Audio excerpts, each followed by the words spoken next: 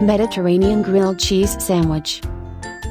Ingredients: 2 slices bread, 1 to 2 teaspoons butter, 2 slices feta cheese, 1/4 cup kale, 3 red onion slices, 1 sliced tomato, 2 tablespoons California black ripe olives.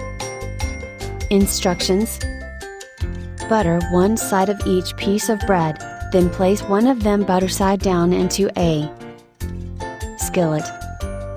Add the cheese, kale, onions, tomato, and olives on top of the bread, then place the second piece butter side up on top.